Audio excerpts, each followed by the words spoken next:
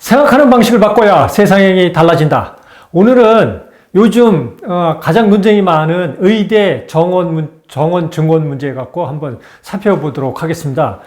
지금 정부와 의사단체가 극한의 대결을 하고 있죠. 정부는 이제 2,000명을 정원을 늘리겠다. 의사가 부족하다는 거고, 의사협회는 의사는 안 부족하다. 오히려 질이 떨어진다. 그래서 양측이 지금 양보를 안 하고 극한 대결을 하면서 환자들이 이제 엄청난 피해를 보고 있는데요. 이 문제도 사실은 제가 살펴보기에는 좀 답답합니다. 지금의 문제를 갖고 양측이 접근하는 거거든요. 생각하는 방식을 바꿔야 되는데 이전대로 해오던 방식대로 양측이 다 생각하고 있으니까 해결 방법이 잘 안 보이죠. 해오던 방식대로 지금의 문제에 집착하면은 정부의 논리도 맞기도 하고 틀리기도 하고요. 또 의사단체의 논리도 맞기도 하고 틀리기도 합니다. 정답이 있을 수가 없습니다. 왜냐면은 이게 다 여러 가지 상관관계와 이해관계가 얽혀 있기 때문에 그게 쉽지 않은 문제거든요. 그러면 이 의대 정원을 왜 늘려야 되냐 이거죠. 왜 늘려야 되느냐? 이거는 의료 서비스를 더 좋게 확대하기 위한 거잖아요. 그러면은 의대 정원을 늘린다는 것은 언제의 일입니까? 적어도 10년 내지 15년 후의 일입니다. 그런데 지금 양측의 논의해 보면은 5년 후에도 내다보지도 않고 지금의 문제에 집착하는 것 같아요. 의대생들이요, 내년에 입학을 하면은요, 의대를 6년을 다녀야 되고요. 남학생은 군대도 갔다 와야 되고요. 그리고 인턴을 하고, 레지던트 하고, 그리고 전공의로 들어가는데 적어도 10년 이상 걸립니다. 그러니까 내년에 입학하는 의대생들이 사회에 나가는 것은 2035년이 되는 거죠. 그러면 이 양측이 논의할 때 2035년에 우리 사회가 어떻게 될지, 우리 의료 분야는 어떻게 될지를 내다보고 고민하는 거냐? 저는 절대 아니라고 봅니다. 특히 기술적인 측면에서 기술이, 특히 인공지능이 지금은 이제 점점 높은 차원으로 들어가잖아요. 그래서 의료 분야, 법률 분야에도 인공지능이 큰 역할을 할 겁니다. 특히 생성형 인공지능은 이 고급 인력들이 하던 일을 많이 자동화시키면서 생산성을 높일 거거든요. 이런 논의가 다 안 돼 있습니다. 그래서 똑같은 일들이 해오던 방식대로 생각하고 그렇게 일을 취재하는 일들이 많죠. 그래서 논쟁이 되고 있습니다. 여러 가지 예가 있습니다. 이제 의료계를 더 짚어보기 전에 이 생각을 바꾸기 위해서 다른 것도 한번 논의를 해보자고요. 지금 국민의힘을 탈당해서 신당을 만든 이준석 대표가 당 정책을 발표하면서 앞으로 여자도 군대를 가게 하겠다 이런 논리를 발표했죠. 저는 이제 이준석 대표는 이제 제가 생각하는 생각을 갖고 왔다고 생각하지는 않습니다. 이준석 대표도 지금의 문제 갖고 남자들만 여자한테 너무 손해를 본다. 그래서 페미니즘을 비판하고 그게 이준석 대표의 정치 이념이죠. 그런 차원에서 여자도 군대 가야 된다는 거고요. 그래서 여자도 군대를 가야 된다 이 문제가 나오면은 전부 말이 안 된다고 얘기하죠. 여성이든 남성이든 대부분이 그렇게 생각할 겁니다. 그런데 여자가 군대를 가면 안 된다는 이야기는 그게 옛날 생각입니다. 해오던 생각대로. 예전에 군대는 뭐로 싸워요? 군인들의 육체로 싸우죠. 육체로 싸우거든요. 물리적 전투였거든요. 지금은요, 점점 더 소프트웨어 전쟁입니다. 지금 우크라이나, 러시아하고 우크라이나 전쟁에서도 우크라이나가 드론으로 공격을 해서 러시아의 배나 함대나 비행기를 공격하고 있잖아요. 드론은 뭡니까? 소프트웨어 전쟁입니다. 소프트웨어로 드론을 해서 하는 거고, 이런 식으로 전투의 성격이 기술 발달돼서 계속 바뀌고 있거든요. 이것은 이제 무엇을 살펴보면 되냐면요. 미국에는 네이비실이라고 있습니다. 네이비 해군이잖아요. 네이비실은 뭐냐면요. 해군 특전단이라고 보면 됩니다. 전 세계 특수부대의 모델이죠. 2차 대전 때 큰 역할을 했죠. 미군의 그 특수부대 작전을 이끈 그 이후로 네이비실은 지금까지 엄청난 발전을 해왔습니다. 그래서 미국에서는 이 체력이 좋고 정신력이 좋고 그리고 머리도 뛰어난 사람들이 뭐 아이비리그 같은 명문대에 나온 이런 특히 운동선수 출신 이런 엘리트들이 네이비실을 명예로 도전을 합니다. 그런데 이 네이비실의 입대가 정말 어렵습니다. 이 선발 과정에서 정말 이렇게 치밀하게 검사를 하고요. 또 네이비실 이 특수부대 정식 대원이 되기 위해서는 6개월에서 1년 이게 이제 테러와의 전쟁 이후에는 거의 3년까지 간다고 합니다. 훈련 기간이. 이것을 통과해야 되는데 정말 어렵죠. 그래서 체력이 좋다고 또 운동 능력이 뛰어나다고 통과되는 것도 아니고요. 무조건 정신력이 좋다고 그러는 것도 아니고요. 이 여러 가지 변화를 다 견뎌야 되는 거죠. 그래서 이 특수부대도 2차 대전 이후로 지난 80년 동안 정말 많이 해마다 전략이 발전되고 있습니다. 왜냐하면 예전식으로 전투를 안 한다는 거죠. 그래서 2000년 이후로 테러와의 전쟁을 하면서 눈에 보이지 않는 적과의 싸움이잖아요. 그러면서 이 특수부대도 훈련 방법이 정말 복잡해지고 더 길어지고 이러고 있죠. 그러면서 미국의 경영학자들이 이 네이비실, 이 특수부대의 훈련 방법과 거의 전략에서 많이 배웁니다. 왜냐하면은 미국의 특수부대가 네이비실이 이 전투 상황이 점점 더 복잡해지면서 그 복잡한 상황에 적응하는 전사들을 훈련시키는 그 방법하고 우리 이 디지털 기술 발달로 이 시장 환경이 급격도로 변화하고 있잖아요. 이 급변하는 시장 상황에 맞는 전략을 짜는 거하고 이게 맞다는 거죠. 그래서 미국의 경영학자들이 네이비실의 전략을 많이 배웁니다. 이런 식으로 앞으로는 이 신체적 차이에 의해서 군대를 가느냐 아니냐가 아니라 앞으로 군대에서 하는 일의 절반 이상은 여자들이 훨씬 잘할 수 있는 업무라는 거죠. 그렇게 바뀌고 있는 거죠. 이미 제 생각에는 절반 정도 그렇게 바뀌었을 겁니다. 오히려 여성들이 훨씬 잘할 수 있는 업무로. 그러면은 여자도 군대를 가야 된다. 이것이 엉뚱당뚱한 말은 아니죠. 그죠? 이 말씀은 제가 여성들이 군대를 가는 걸 찬성한다는 게 아니라 생각하는 방식을 바꾸자. 이런 해서 하나의 예를 들었습니다. 여자들이 군대를 가면은요, 여자는 출산의 이 고통과 양육의 고통이 너무 크잖아요. 그러면은 이것을 남성들이 또 똑같이 나눠야 됩니다. 가사를 남성들이 전적으로 짊어지고요. 여성들이 가사의 짐을 덜고 적극적으로 사회 활동할 수 있는 군대에서 여성들이 할 역할이 많다는 것은 사회에서도 역할이 많다는 거거든요. 이 남성들이 못하는 것을 훨씬 잘할 수 있는 영역이 점점 늘어난다는 거거든요. 그러니까 이게 전체적으로 같이 가는 거죠. 이 군대 문제만 얘기하는 것은 아니고 그렇게 하고요. 얼마 전에는 지인과 이야기를 하는데 제가 거기서 또 다른 걸 생각했습니다. 지인이 자기 친구를 얘기하면서 자기는 이제 친구가 더 공부를 잘했다고 그럽니다.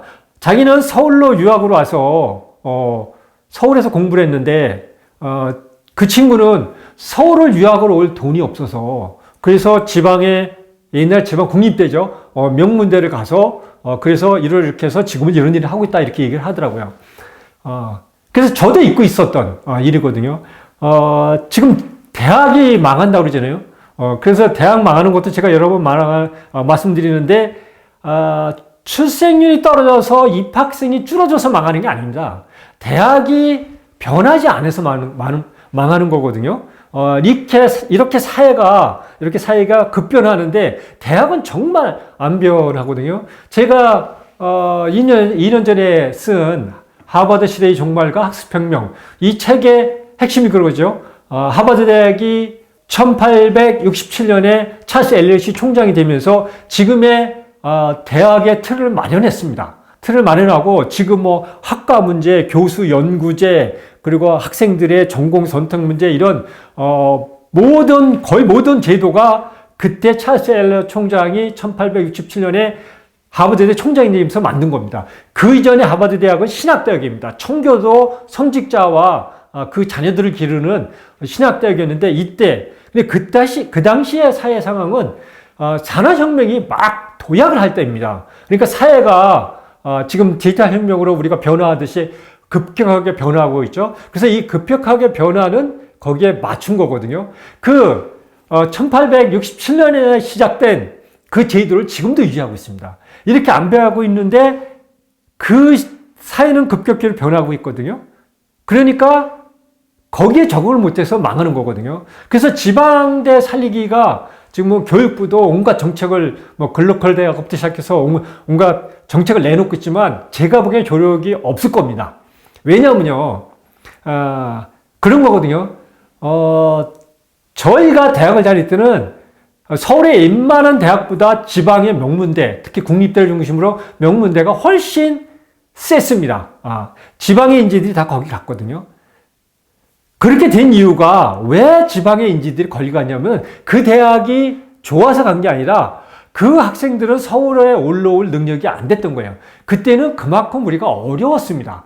대부분 어려웠기 때문에 서울로 유학할 능력이 안 됐던 거예요. 근데 지금은 거의 대부분의 학생들이 갈 수만 있으면 서울로 유학을 하려고 합니다. 그러니까 지방대를 살릴 수가 없습니다. 그래서 이런 거를 염두에 두고 생각을 바꿔야죠.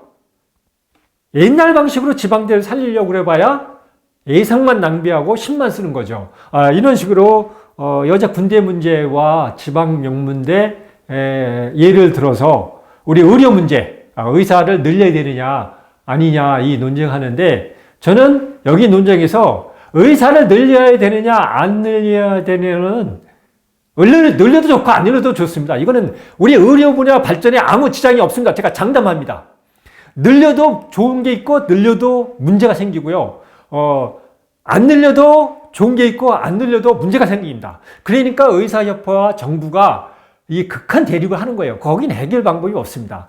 우리의 의료의 문제는 10년 후에 2035년에 우리 의료계가 어떻게 되냐 이거죠. 전 세계 의료계는 어떻게 되고요. 여기에 인공지능이 들어가고 있잖아요. 제가 몇 번 말씀드린 적이 있는데 제가 이제 의료혁신 세미나도 가끔씩 구경을 많이 갑니다. 의료계는 무슨 고민을 하나. 그럼 의료혁신 세미나에 보면은요, 지역 1차 의료부터 3차 의료까지 어떻게 연결을 해서 하겠냐. 이 안들은, 이 전략 정책들은 정말 좋아요. 모르는 게 아니더라고요. 다 아는 거야. 그런데 그걸 어떻게 실행하느냐.